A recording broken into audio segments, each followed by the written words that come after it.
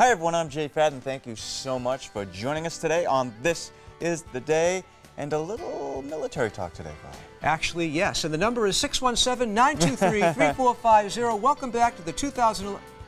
No, wrong thing. Don't call that number. No, don't call that number. Hey, listen, welcome back to This Is the Day. Mary Lou Rosien is with us, author of Catholic Family Boot Camp, for a 30-day devotional workout to help families increase in virtue. And you had a chance to talk to Captain Nate Waters from Afghanistan. He was on The Price is Right. He was. We'll see how he did. Kevin, what we hear about in the news today? Jay, the Pope's back at the Vatican. He celebrated the Feast of the Guardian Angels. Also, the Maronite Patriarch begins a pastoral visit of the U.S. today. And we remember Archbishop Philip Hannon. All the stories ahead in the news. Jay? All that and much more right now on This Is the Day.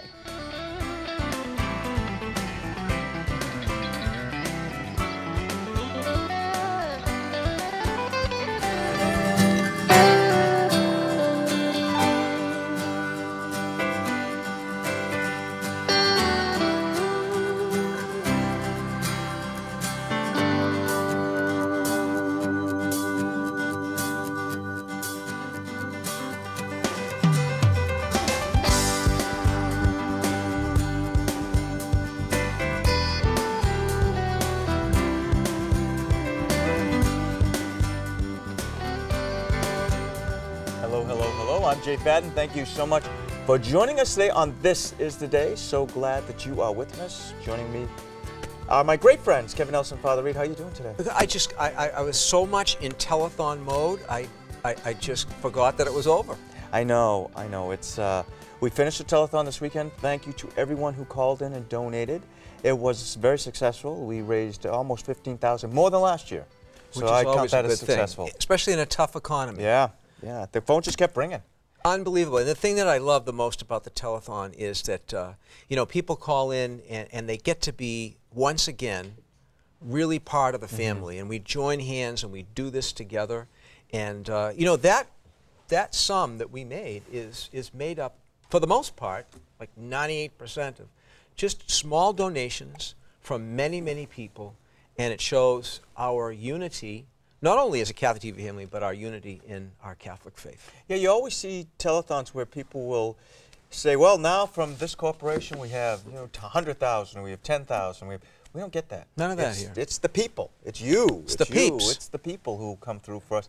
And the volunteers, always enjoy the volunteers, talking to the volunteers. What would you say was your favorite part of the whole telethon? If you had to pick one part. Because it's hard. Let's face it. It's also very hard, very tiring. But if you could think back.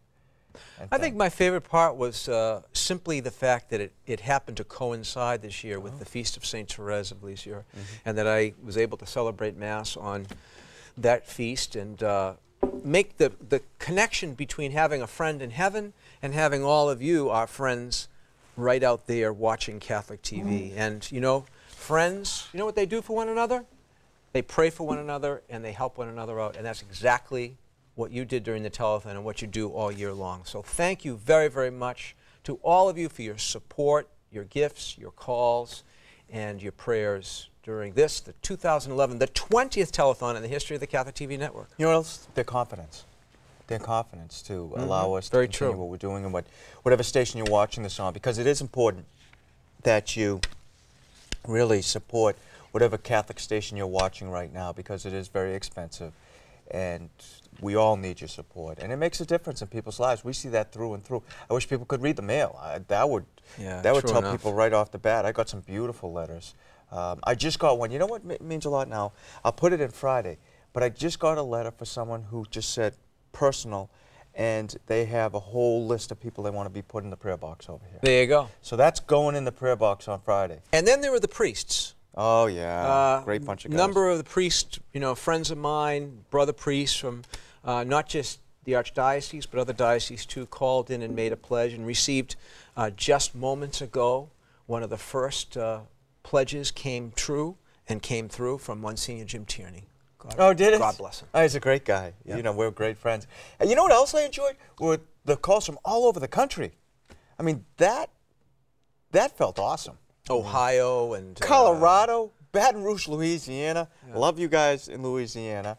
We could Virginia, California. Florida, California. look at now I'm everywhere. Of course, New Hampshire, you know, all of New England, Manchester, all Maine, of New England, Massachusetts, all of New England. But New York, it was all over the place. So that was Grand Junction, Colorado. That was the one I loved the most. Yeah, yeah. Because I know it. I've been at Grand Junction. But it was good to get those calls from everywhere, and it shows that, you know, we just continue to grow, which is important. Can you still hear the phones ringing? I can. Yeah. It's kind of like a buzz in the back of your head. I like, you know, the funny part is when it gets quiet, which it always does in the middle of the day, it gets a little disconcerting when you don't hear the phones. It's eerie. But by the end of the telethon, I'll be honest, I'm done with the phones. I don't want to hear phones anymore. I have to tell you.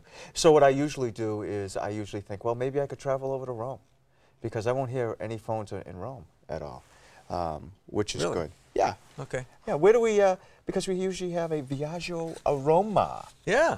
And today we travel to the Piazza Venezia. Well, you know, I remember when we were standing there, actually, and Sean Ward was running around with his camera taking pictures. And, of course, the traffic is just insane there. Yeah. But we were standing there, and let's go back to Rome and take a little trip, a little Viaggio, to, yes, that very central square called Piazza Venezia. Here we go.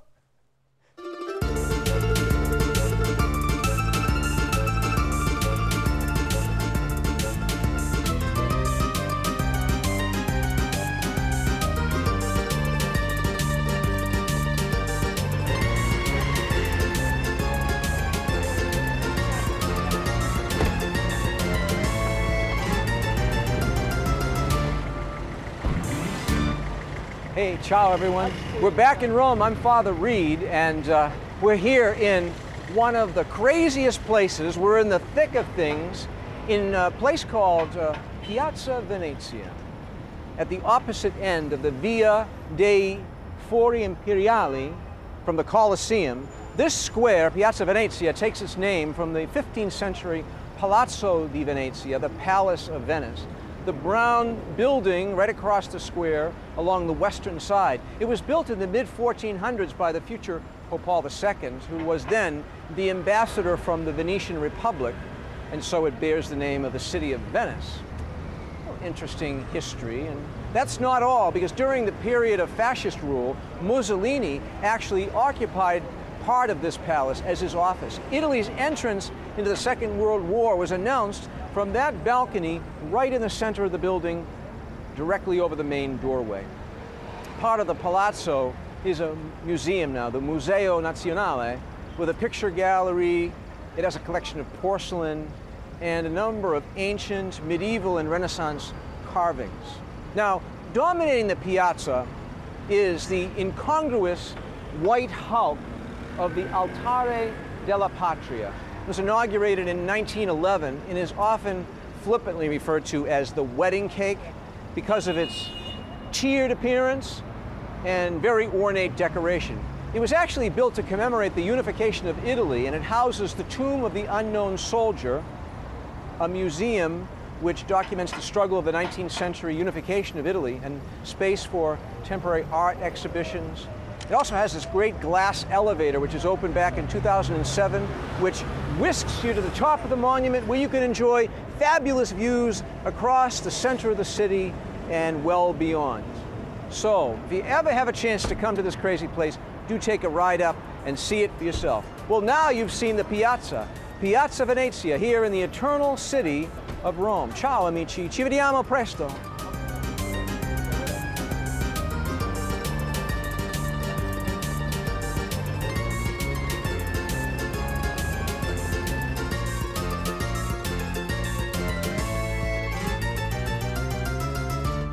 Tell you the truth, it is a miracle that we survived that shoot because of that traffic. Just trying to go back and forth. Peter and I a couple of times.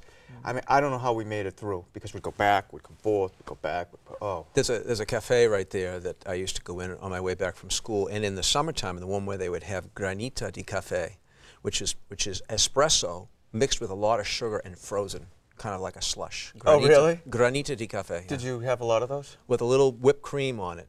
And you wouldn't sleep for days after, or? No, it's great. I don't know. Well, joining us now is Mary Lou Rosien, author of Catholic Family Boot Camp, a 30-day devotional workout to help families increase in virtue. Mary Lou, how you doing? I'm well, thank you. How are you? I'm doing great. Where are you calling us from? Rochester, New York. Rochester, New York. Is it raining? Of course, it's Rochester. Always rains, huh? It's raining everywhere. Raining. Well, thank you so much for being with us. We're really thrilled. Very interesting book. Tell us, what made you decide to write Catholic Family Boot Camp? Well, you know, the book opens with a prayer of St. Francis, which just seems appropriate today. St. Francis encourages us to love others and strive for peace more than we desire it for ourselves even. And I think successful family life is like that. My husband always jokes that NASA spent tons of money trying to make a few people compatible in space for a few days, and families are thrown together, and they're supposed to survive an entire lifetime, and they get no training at all. I've always viewed my family life as team building and with the foundation in faith and virtue. So when my husband and I were looking for something we could do to increase that virtue in our own family, we couldn't find what we were looking for.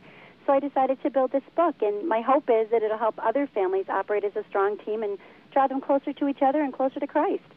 You know, virtue is so important for people, especially young children and older children as well, to learn in the home. How can this help families to increase in virtue? Well, first of all, I think when you try to take something away, take a bad habit away, you have to have something to put in its place. So you have to focus on something positive, which would be the virtue.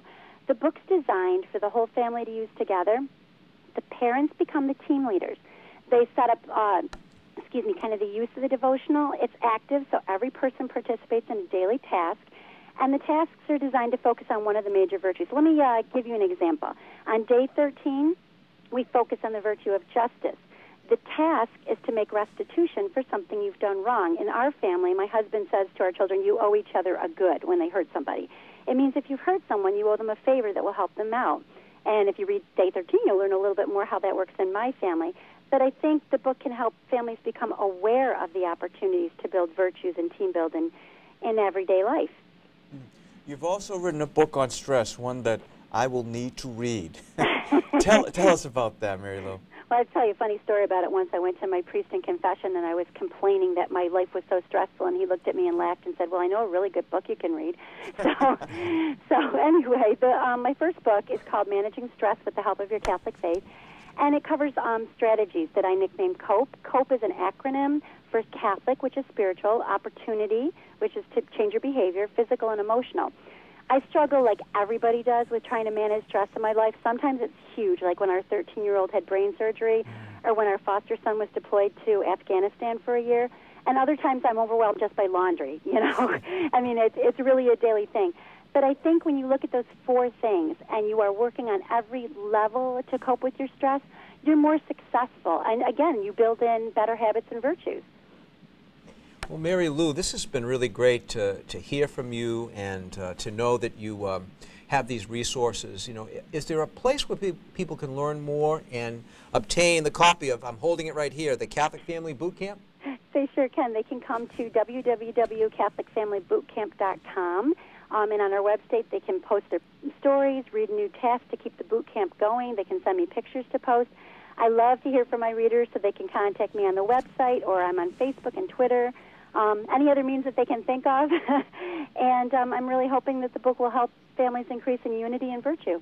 Mary Lou, thanks so much for joining us, and you have a wonderful day. Thank you, too, and a shout-out to your other guest, Captain Waters. I really appreciate his service, as my foster son just came back from Afghanistan in July, so shout-out to him. And I have a nephew in the Marines, too.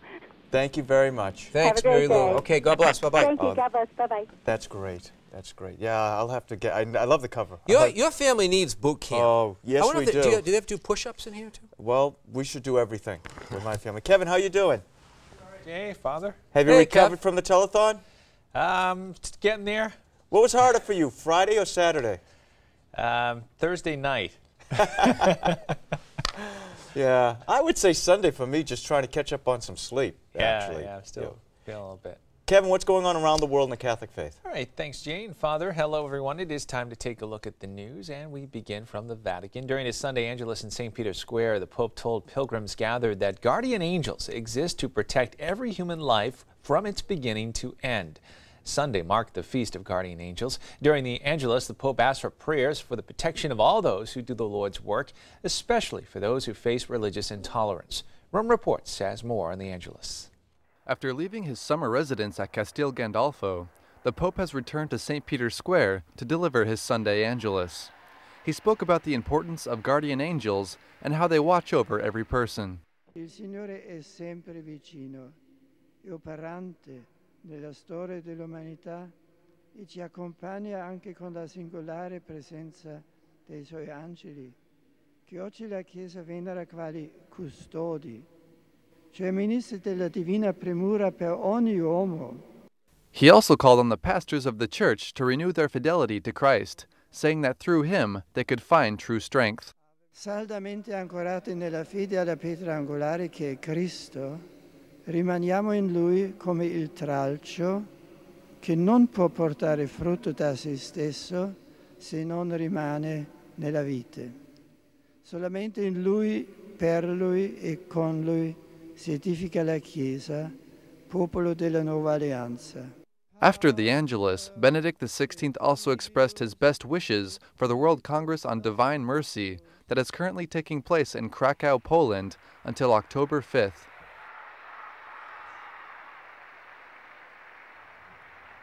Looking now at news from around the country, even though many researchers are consistently promoting embryonic stem cell research, which involves the destruction of human embryos, it's adult stem cell research that seems to be holding more promise.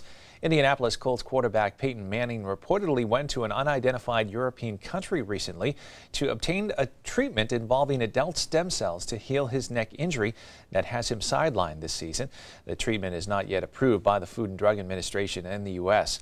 Another professional football player, wide receiver Terrell Owens, whose career was put on hold because of knee surgery, went to South Korea for the collection and storage of his own stem cells. Though it remains to be seen how successful these treatments will be, adult stem cell researcher Teresa Deischer knows that the two football players chose the clinically superior solution over research involving stem cells derived from human embryos. Deischer is working to develop better delivery techniques for adult stem cell therapies. She said researchers in Europe and elsewhere are doing very well treating patients using their own stem cells, but they have some delivery issues. Deischer says if the delivery of the cells could be improved, there would be even better outcomes. In other news from around the country, Maronite Patriarch Becara Rai arrives from Lebanon today to begin his first pastoral visit to the U.S. He'll stay through October 25th. During his visit, Patriarch Rai will visit Maronite Catholics in several cities, including St. Louis, Chicago, Houston, Los Angeles, Cleveland, Pittsburgh, Boston, and Brooklyn, New York. The Patriarch, who is in the U.S. through October 25th, is here to encourage Maronites' faith and to share the plight of Christians in the Middle East. There are more than 2 million Maronites in the U.S. Most attend Latin Rite Mass because their Maronite churches are not nearby. There are only 2 Maronite dioceses and about 100 Maronite Catholic parishes in the United States. Archbishop Paul L. Saya, the Patriarch's Vicar General, said the U.S. would benefit from listening to Patriarch Rai's analysis of the realities of the region, which have had a very positive reaction from the majority of the Lebanese people and the Arab world. The new patriarch was elected in March at a time of political divisions in Lebanon. He held his first Muslim-Christian summit 2 months later. In late September, at his suggestion, spiritual leaders of Lebanon's 18 religious sects met at Dar el-Fatwa, and Patriarch Rai also has gathered Lebanese political leaders in an effort to dissipate divisions among them. And finally in the news, former New Orleans Archbishop Philip Hannon has passed away at 98 years old. He served as a paratroop chaplain during World War II. He counseled the nation's only Catholic president, John Kennedy, and was a beacon of hope during Hurricane Katrina. Catholic News Service looks at Archbishop Hannon's life of service to the church and the people of New Orleans. Though saddened by the death of 98-year-old Archbishop Philip Hannon of New Orleans, those who knew him well say the U.S. Church and the people he served benefited from his determined spirit.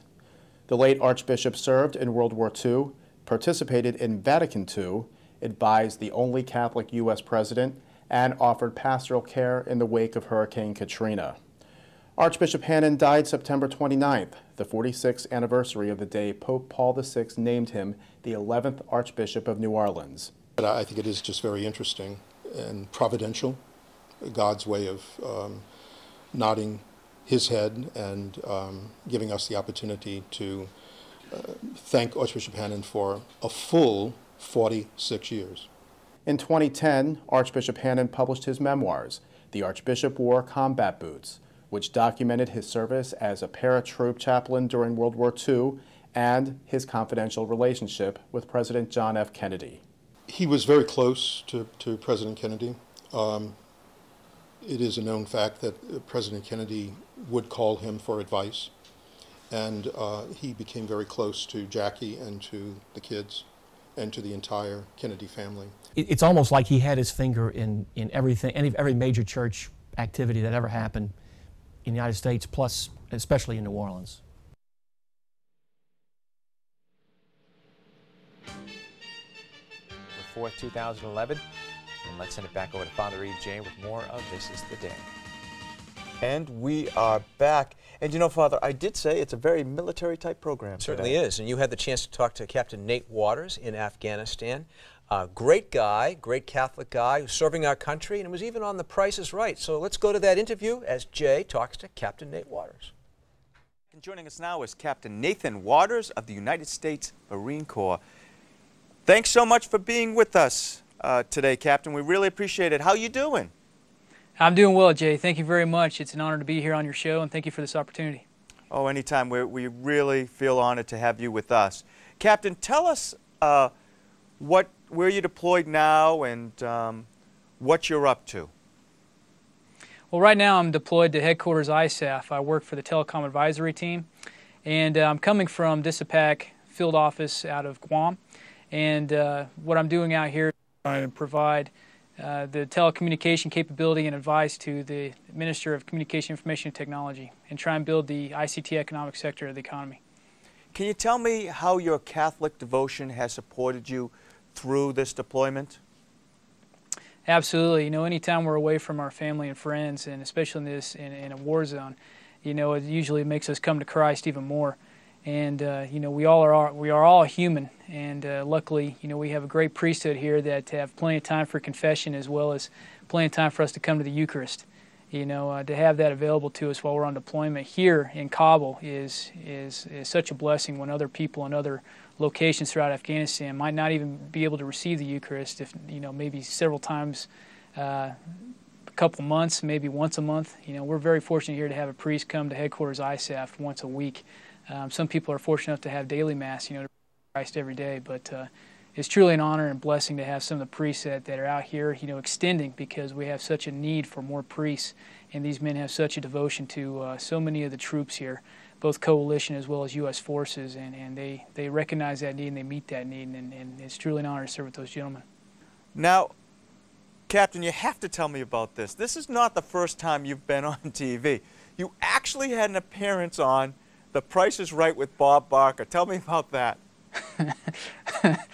Well, I'm prior enlisted, and when I was enlisted, stationed out in 29 Palms, California, and while we were out there, they had the Single Marine program, and through the Single Marine program, they were able to get us to CBS studios, and at that time, when Bob Barker was the host of Price is Right, he always allowed at least one service member, if we came in a group and we were in uniform, he allowed one service member to be called down, and luck had it that I was that service member, and so young PFC, you know, Nate Waters, you know, right down on front row stage, was able to be on The Price is Right, and you know, it was a great opportunity, and it was really interesting and fun about it is I was able to go on stage. I lost the round, you know, didn't win any prizes, but I went up to the wheel, spun 10 cents. Next one, feeling pretty confident, spun 95 cents, and that was the last of the prices right for me. But you know, again, you know, the Marine Corps has given me these awesome opportunities, both to serve overseas, but as well as giving opportunities to go out and about and see these neat experiences. Now, I'm almost afraid to ask this, but I noticed the term boonie stomping on your information sheet. What is that? Okay, in Guam, there are many terms that boonie falls under. We have boonie stomping, which means hiking through the jungle. We got boonie peppers, very good pepper that you can mix into with coconut milk for a dipping sauce. We got boonie bees, We got, boony dogs, just wild jungle dogs. I mean, everything out there is referred to boony. So when I say I enjoy boony stomping, there are many beautiful waterfalls, very beautiful hikes throughout Guam. And so when I say I'm boony stomping, that means I'm going out to those sites, hiking through the jungle, with my wife and my friends, and enjoying the beautiful island. Well, this is your opportunity to say hi to those people at home who I'm sure you're missing dearly. Who would you like to say hi to or send a message to? The first person, of course, would be my wife, Erin. Hey, honey, I miss you. I love you. 3 more months. Another people I like to say hi to is my family in Kansas. My parents, my mother and father-in-law, as well as all my brothers and sisters. And I'd also like to say a shout out to all my friends and also my fellow saints out there in the world.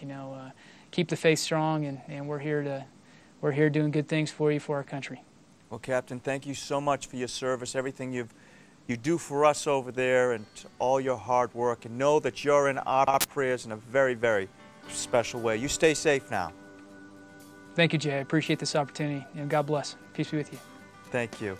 Now more of This Is the Day. Can I tell you what a pleasure it was to speak with him? It was just a lot of fun. It's almost like speaking to you, Kevin. Yeah. It's a pleasure to speak to you, too, all the time. Yeah, it's more pleasure speaking with the Major. He was a great guy and very dedicated and devoted guy. He is, and I said right when we had finished up the interview, I said, wow, he is just a good man. So that's always a great thing to do. You recovered from the telethon? Recovering, yeah. Your favorite part? Favorite part? Just having everybody coming together to support one cause, yeah. Just kind of a family theme again, huh? Yeah. Team, that's family, what we're doing. Community. That's what it's all Would you guys get together before the program? We did, yeah. We discussed. Decide that was going to be your theme. We saw that question was on the agenda, so we. Hey, but you know what the thing is our work starts now, though. We had the telethon, but now we take those funds and we move forward, which is what we want to do. I hear my BlackBerry buzzing right behind me. I think my work has already started. Your work never ends. People should know that. Well, thank you so much for joining us today. We especially thank our guests for being on, telling you the great work that's going on. And know that you're not alone, that there are so many people out there who believe in the same thing you believe in, the Catholic faith, and we are all joined together as a family. We saw that in the telethon this weekend. So many phone calls from people of all different ages, all different backgrounds, but all believing in the same thing. So know all of you are in our thoughts and in our prayers. And with deep gratitude for all that you have done for us, not just during the telethon, but every day and all throughout the year, for your kindness, your prayers, and support, we ask that Almighty God's blessing might descend upon you and remain with you today and always. The Father, the Son, and the Holy Spirit, amen. Amen. Thank you so much for joining all of us here in the Catholic TV living room. We love coming into yours. Until next time, everyone, God bless.